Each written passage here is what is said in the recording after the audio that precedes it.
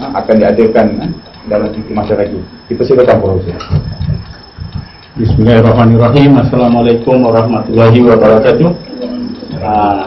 Yang berbahagia Tuan Pengerusi Dr. Rusdi, yang berbahagia rakan saya se-Universiti Datuk Profesor Ali Hassan, yang juga bekas pengerusi Masjid Ar-Rahman, yang saya hormati ke Profesor Hatim, Ketua Jabatan Perubatan Psikologi, dan yang saya hormati ke Dr. Gafar daripada JAKIM,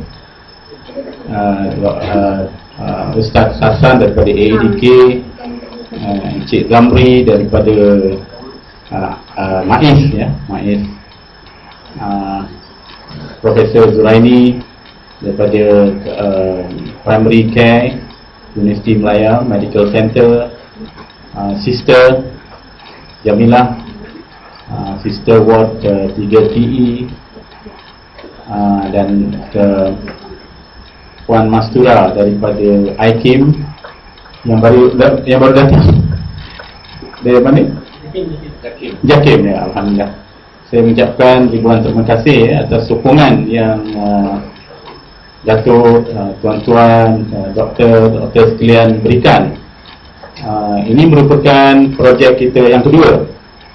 Projek kita yang pertama iaitu di Port Dickson, di mana masa itu kita telah dibantu oleh JAKIM, IKIM, bukan IKIM, JAKIM, JAIS, JAWI, apa tu lagi, ke AADK, pemuda masjid. Pada hari ini pemuda masjid tak dapat datang, dan kita telah mengeluarkan buku yang pertama kali diterbitkan secara free ebook.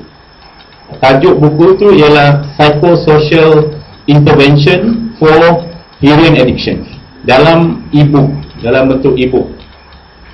Untuk makluman tuan-tuan dan puan-puan sekalian, seminggu selepas ia keluar dekat free ebook, kita dapat 700 hit orang dah baca. Semasa saya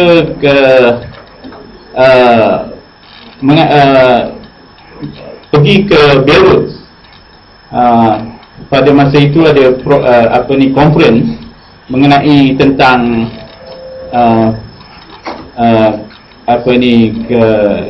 persidangan addiction, World Addiction Meeting. Seorang pegawai daripada UNESCO dan UNODC telah berjumpa dengan saya dan mengatakan bahawa dia telah membaca buku yang kita telah terbitkan, iaitu Addiction, ISI, Islamic Psychospiritual Intervention for Heroin Addiction. So di situlah sekarang ni kelebihan kita. Kita telah mempunyai satu, it is a blessing sebenarnya. Kita telah diberi satu teknologi yang begitu canggih, yang mana even kalau publication pun tak payah banyak wang. Kita hanya berbelanja $14 saja untuk memasukkan Islamic Psychospiritual Intervention, buku yang mengenai Islamic Psychospiritual Intervention. Jadi projek yang kita adakan sekarang pun, kita akan buat dua produk. Satu adalah produk free ebook, dan satu adalah produk YouTube, di mana kita akan produce YouTube presentation mengenai apa yang kita telah bincangkan pada hari ini. Sebelum kita pergi kepada topik penagihan alkohol, saya ingin membentangkan projek yang kita telah buat, dan saya amat berterima kasih kepada Profesor Datuk Ali Hassan, kerana projek ini tidak akan terjadi tanpa pertolongan Profesor Datuk Ali Hassan. Dan sekarang ni projek ini telah diberi pengiktirafan oleh WHO sebagai projek the first in the world. Dalam report WHO yang terkini mengatakan bahawa projek ISI, Islamic Psychospiritual Intervention dalam Masjid Ar-Rahman, is the first project in the world. So Jadi sebab itulah saya nak utarakan, sebab ia mempunyai kaitan dengan apa yang kita nak bincangkan pada persudahan ini, tapi sekarang ni kita akan menjurus kepada yang alcohol disorder. Okey. Backgroundnya kerana penagihan, terutama penagihan heroin sebenarnya dihidapi oleh masyarakat Melayu, oleh our Muslim brothers. Dan kalau kita lihat, HIV and AIDS juga adalah masalah orang Melayu, masalah orang Islam. Rakan saya, Dr. Mohsin, melakukan projek di penjara, juga melihat bahawa kebanyakan yang masuk penjara, 65% yang di penjara, keluar masuk penjara adalah kerana penagihan, dan majoriti adalah orang Islam. Apa lagi yang kita lihat yang menjurus kepada untuk kita melakukan projek pada hari ini ialah kerana kita lihat sebelum ini ramai penagih kita for some reason rupanya telah pergi ke gereja-gereja untuk mendapat rawatan. Memang kalau kita lihat, mereka katakan, oh, we are not going to convert you. But in the end, kita lihat, I have at least 10 pesakit saya yang masuk Kristian. Sebab tu, maka di situlah objektif kita dan idea itu terjelma, dan Profesor Datuk Ali Hassan mungkin akan berkongsi juga dengan kita bagaimana sebenarnya kita dapat akhirnya menjelmakan idea itu kepada satu program yang sekarang ini telah kita jalankan di Masjid Ar-Rahman.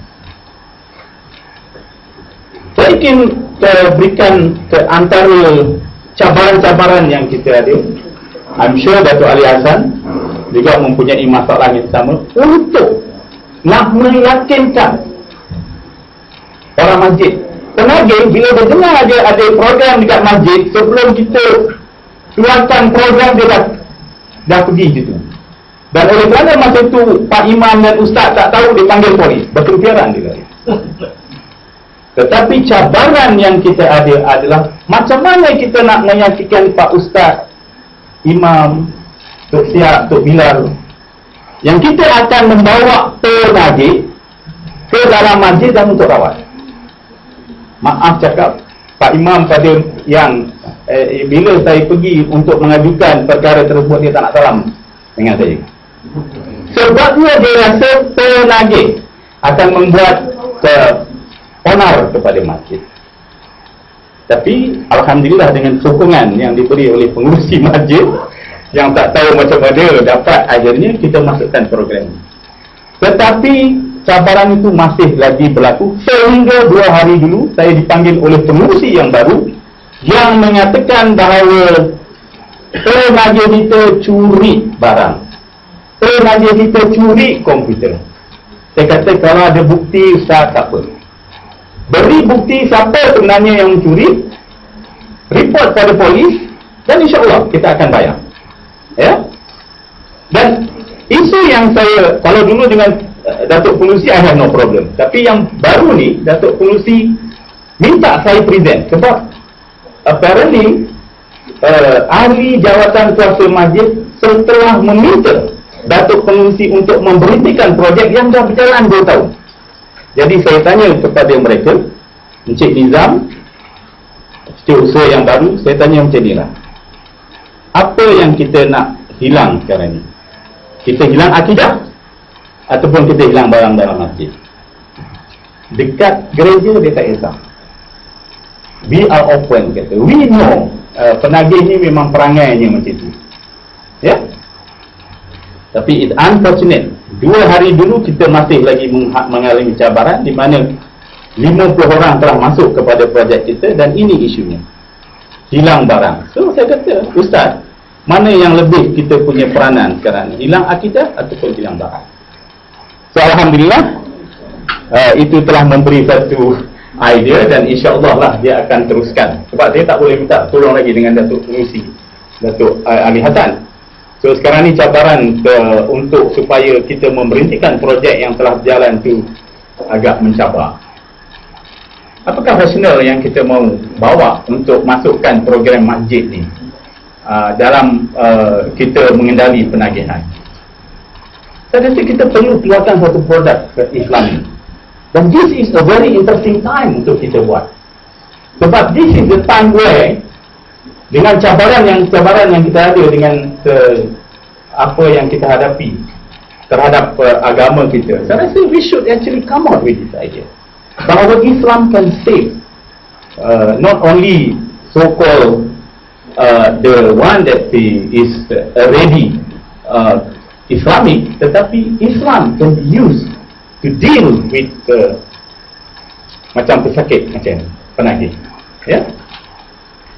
Jadi oleh kerana ini perkara baharu, so we hope that perkara sedemikian, selain daripada kita membantu kerajaan dalam untuk menyebarluaskan lagi rawatan penagihan, malah sekarang ini Kementerian Kesihatan telah melihat penagihan judi sebagai satu masalah, dan mereka telah ada program-program di sini, dan Dr. Omar daripada Kementerian Kesihatan akan memberi kita idea-idea tentang perkara sedemikian. Dr. Omar ada daripada Non-Infectious Disease Control, ya. So ini it's a very interesting time for us to show to the world that Islam is in the end the ultimate answer. Dan kita boleh gemblingkan semuanya Islamic concept sebagai satu produk holistik, psychosocial and psychomedical. And this is what I would like to tell the world, that the mosque ataupun masjid bukanlah saja untuk ahli agama, bukanlah saja untuk ahli syurga, maaf cakap, tetapi cabaran yang kita perlu ada, dan di mana masjid perlu diutarakan sebagai satu tempat di mana we bring the unconvert, macam penagih dadah, penagih alkohol dan sebagainya, so that they finally go back to their past. Ini telah setakat ini di program kita ada 40 pesakit. Majoriti adalah penagih heroin.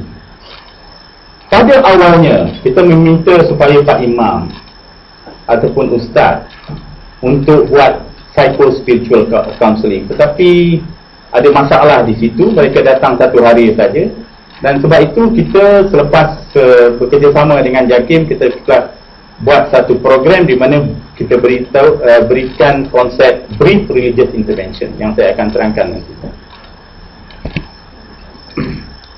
Prinsip rawatan kita adalah pertama, prinsip melalui keagamaan, ya. Kita minta agar mereka ini, tanya mereka sembahyang.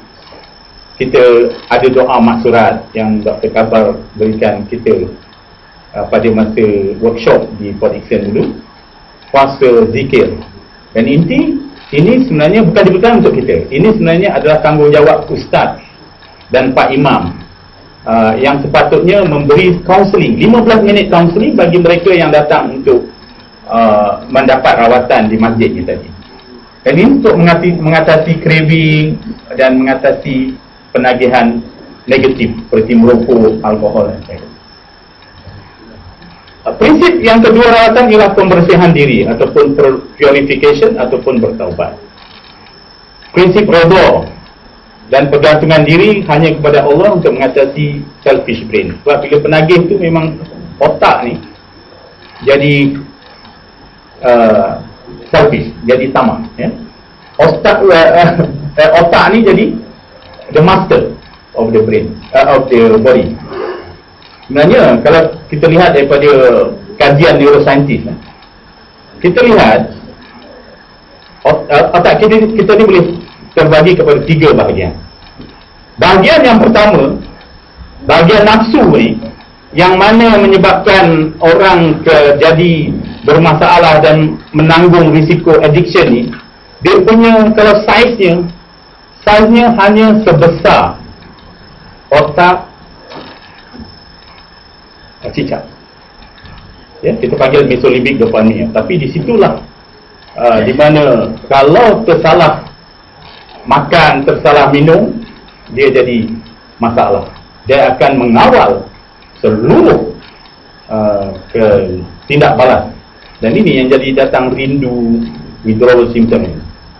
Bahagian otak yang kedua adalah bahagian yang mengawal kita punya maternal instinct dan kita punya social interaction. Ini yang paling besar. Dan ini tidak ada dalam otak cicak. Otak cicak hanya yang tadi, yang mesolimbik tadi, yang nafsu, yang mengawal nafsu gitu. Bahagian yang ketiga, yang paling luar, ini lagi tak ada. Dalam apa juga haiwan memang tak ada. Ia adalah mengawal kita punya pemikiran abstrak dan mengawal kita punya memori. Gajah memang ada ya. Sebab ada orang kata bila gajah berdendam, dikata dendam gajah. Memori gajah memang sebab otak yang bahagian memori itu memang lebih besar daripada otak manusia. Tetapi otak gajah tak ada yang mengawal abstrak thinking. Sebab tu gajah tak ada agama, kita ada agama ya? Ya. Tapi bila yang masalah, bila otak yang kecil, otak kita panggil otak cicak ni telah tidak dapat dikawal, apa juga penagihan. Sekarang ni kita lihat ya, penagihan bukan saja dadah. Kita lihat penagihan alkohol, kita lihat penagihan rokok, makanan pun sekarang ni telah dimasukkan kepada aspek penagihan, dan juga gambling, internet addiction. 2-3 hari dulu kita tahu bahawa kita telah dikejutkan sekarang ni ada pertambahan daripada anak luar nikah. Ini kebanyakan adalah kerana otak ni lah, otak cicak tadi, kepada internet addiction, pornografi dan sebagainya ya. Jadi kita akan bawa masuk. So ini mendapat kasih balik. Sebab ramai penagih dia rasa bahawa dia telah kehilangan ya. And this is very important, sebab kebanyakan penagih dia kata bila dah otak ni menjadi selfish, maka dia rasa dia tak dapat keluar daripada masalah tersebut, dan dia selalu mengalami rasa rendah diri. Disiplin diri very important. Kita kena masuk balik. Penagih yang datang kepada kita, antara kaunseling yang kita akan beri tentang dosa dan pahala, supaya dia dapat internal sense of control, internal policeman, untuk bila dia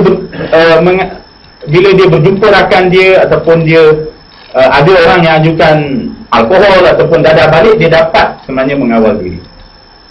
Ini konsep ini juga perlukan, iaitu Quran Syariah, disiplin dan also guideline spiritual. Metodologi, kita ada metodologi perubatan, kita ada methodological psychosocial, counseling. AADK sebenarnya membantu kita daripada counseling, tapi masalah sekarang AADK tak cukup counselor. Jadi itu juga kita telah ajukan kepada Datuk Zuraidah. But anyway, selain, jadi kita masukkan Islam, ISI, Islamic Psycho-Spiritual Intervention itu ke dalam konsep yang kita sedia ada. Ini kita punya objektif ya.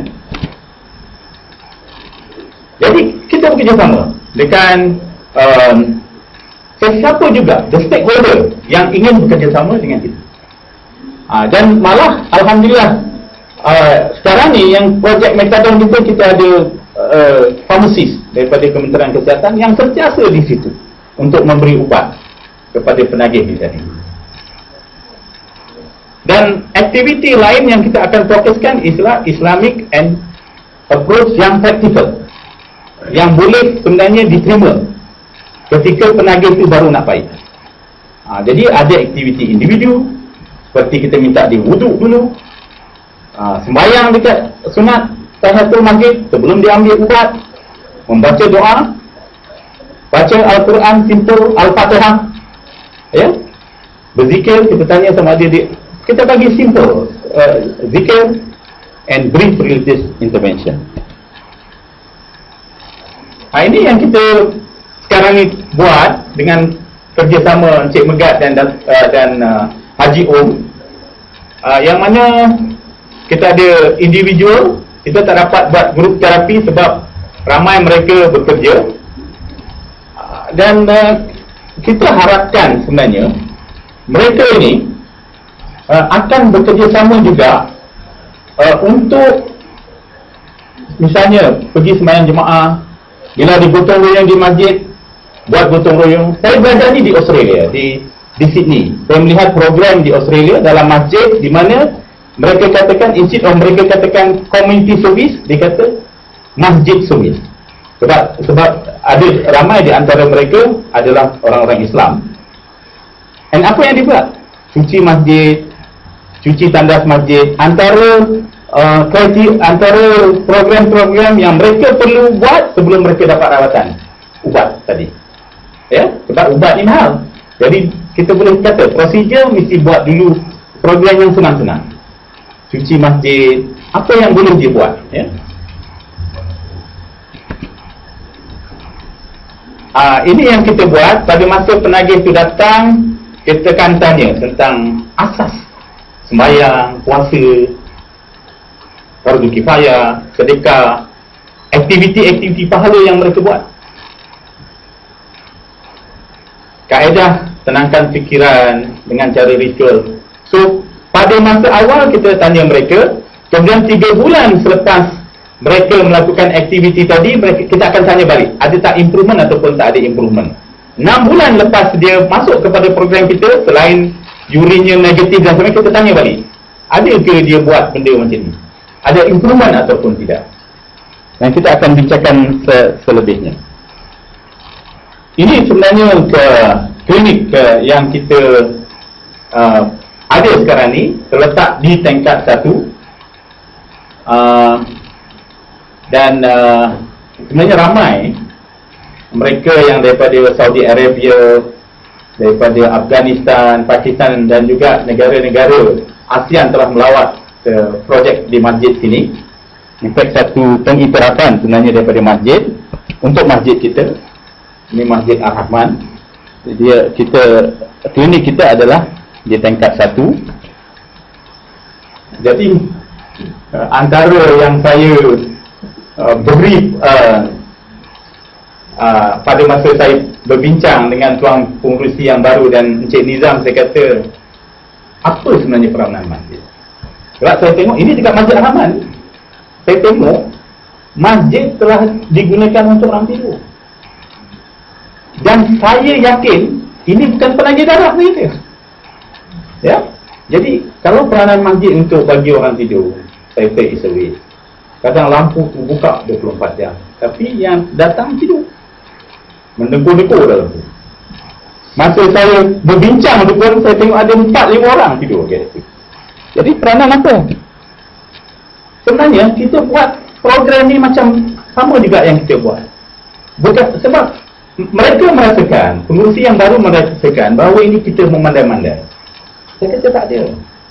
Sebelum kita buat projek ni, kita cari ulama' dulu. Sebab kita pun tak mahu. Sekarang ni bahaya. Sirat-sirat bagi cakap dekat masjid, Jawi datang kat kita. Jangan main-main. Jadi kita minta pandangan ulama'. Masa tu Dato' Hassan pun ada. Dr. Roslan lah masa tu yang kita dapat untuk bagi pandangan bagaimana kita nak buat cara kita.